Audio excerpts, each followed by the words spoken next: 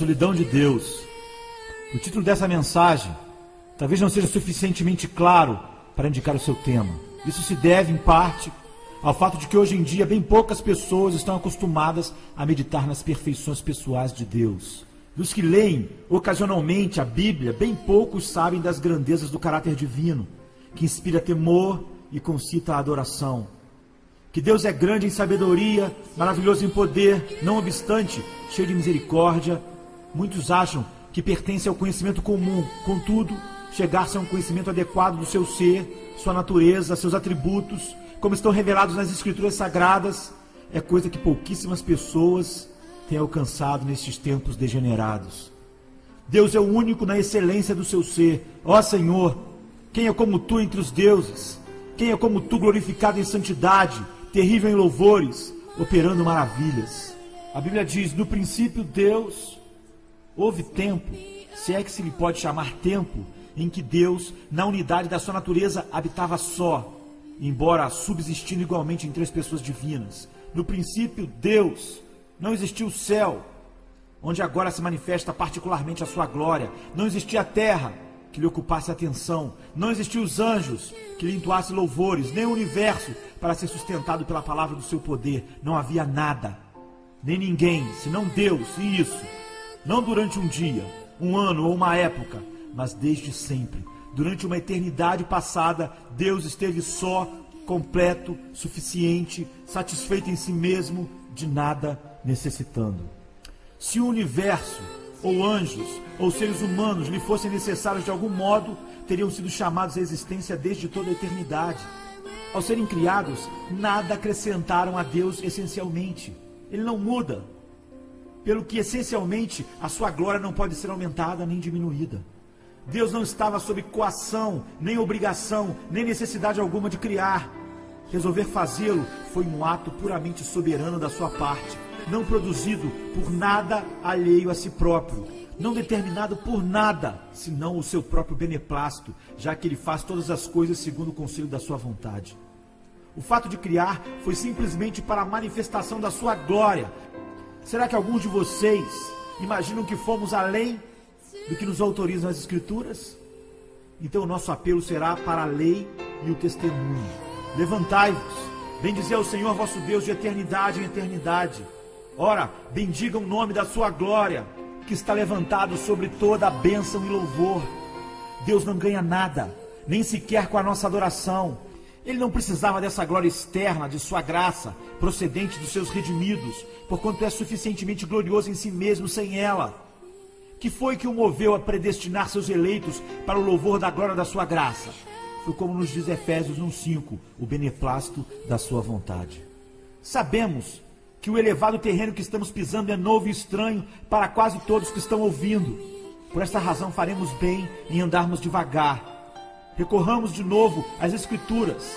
No final de Romanos capítulo 11, onde o apóstolo conclui sua longa argumentação sobre a salvação pela pura e soberana graça, pergunta a ele: porque quem compreendeu o intento do Senhor? Ou quem foi seu conselheiro? Ou quem lhe deu primeiro a ele, para que lhe seja recompensado? A importância disso é que é impossível submeter o Todo-Poderoso a quaisquer obrigações para com a criatura. Deus nada ganha da nossa parte. Se fores justo, que lhe darás? O que receberás da tua mão? A tua impiedade faria mal a outro tal como tu, e a tua justiça aproveitaria a um filho do homem. Mas certamente não pode afetar a Deus, que é bem-aventurado em si mesmo. Quando fizerdes tudo o que vos for mandado, dizei: somos servos inúteis, porque fizemos somente o que devíamos fazer. Nossa obediência não dá nenhum proveito a Deus. De mais a mais, vamos além. Nosso Senhor Jesus Cristo não acrescentou nada a Deus em seu ser essencial e a glória essencial do seu ser, nem pelo que fez, nem pelo que sofreu. É certo, bendito e gloriosamente certo, que Ele nos manifestou a glória de Deus, porém nada acrescentou a Deus. Ele próprio declara expressamente, e não há apelação quanto às suas palavras: não tem outro bem além de ti. Ou em outra versão: a minha bondade não chega a ti. Em toda a sua extensão, este é um salmo sobre Cristo. A bondade e a justiça de Cristo alcançou os seus santos na terra. Mas Deus estava acima e além disso tudo, pois unicamente Deus é o bendito. É absolutamente certo que Deus é honrado e desonrado pelos homens, não em seu ser essencial, mas em seu caráter oficial. É igualmente certo que Deus tem sido glorificado pela criação, pela providência e pela redenção. Não contestamos isso e não ousamos fazê-lo nem por um momento, mas isso tudo tem que ver com a sua glória declarativa e com o nosso reconhecimento dela. Todavia, se assim lhe aprovesse, Deus poderia ter continuado só por toda a eternidade, sem dar a conhecer a sua glória a qualquer criatura. Que o fizesse ou não, foi determinado unicamente por sua própria vontade. Ele era perfeitamente bem-aventurado em si mesmo antes de ser chamado à existência a primeira criatura. O que são para ele todas as suas criaturas, mesmo agora? Deixemos outra vez que as Escrituras deem a resposta. O que são para ele todas as suas criaturas, mesmo agora? Deixemos outra vez que as Escrituras deem a resposta. Para ele, as nações não passam de uma gota que cai de um balde. São reputadas como pó depositado nos pratos de uma balança. Esse que lança por aí as ilhas com uma coisa pequeníssima. Nem todo o Líbano basta para o fogo, nem os seus animais bastam para holocaustos. Todas as nações são como nada perante ele. Ele as considera menos do que nada e como uma coisa vã. A quem, pois, farei semelhantes a Deus? Ou com quem o comparareis? Esse é o Deus das Escrituras. Infelizmente, ele continua sendo o Deus desconhecido para as multidões desatentas. Ele é o que está assentado sobre o globo da terra, cujos moradores são para ele como gafanhotos. Ele é o que estende os céus como cortina e os desenrola como tenda para neles habitar. O que faz voltar ao nada os príncipes e torna coisa vã os juízes da terra. Quão imensamente diverso é o Deus das Escrituras do Deus do púlpito comum. O testemunho do Novo Testamento não tem nenhuma diferença do que vemos no Velho Testamento. Como poderia ser, uma vez que ambos têm o mesmo autor? Ali também lemos: a qual a seu tempo mostrará o bem-aventurado, o único poderoso Senhor, Rei dos reis e Senhor dos senhores, aquele que tem, ele só, a imortalidade, e habita na luz inacessível, a quem nenhum dos homens viu nem pode ver, ao qual seja a honra, o poder, sempre eterno. Amém. O ser que aí é descrito deve ser reverenciado, cultuado, adorado. Ele é solitário em sua majestade, único em sua excelência, incomparável em suas perfeições. Ele tudo sustenta, mas ele mesmo é independente de tudo e de todos. Ele dá bens a todos, mas não é enriquecido por ninguém. Um Deus tal não pode ser encontrado mediante investigação. Só pode ser conhecido como e quando revelado ao coração pelo Espírito Santo por meio da palavra.